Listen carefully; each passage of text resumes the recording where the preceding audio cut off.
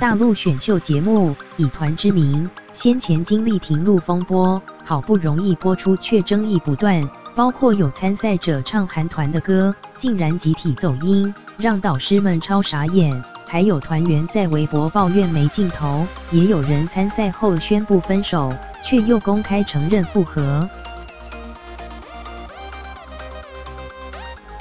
陆宗以团之名，当天气秋凉，当树叶泛黄，我们的爱变得冠冕堂皇。几个大男孩上大陆选秀节目秀才艺，不过才一开口就大走音，连评审 Selina 都看傻眼。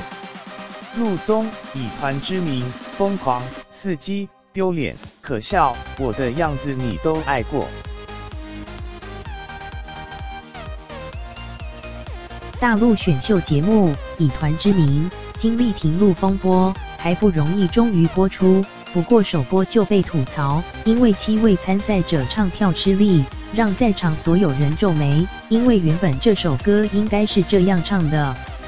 选手实力参差不齐，引发热烈讨论。但争议不止如此，其中一名选手刘子睿在第2集播出之后，在微博抱怨自己没镜头，疑似爆料遭到节目组恶意剪辑，但随后又删文，让网友看得雾煞煞。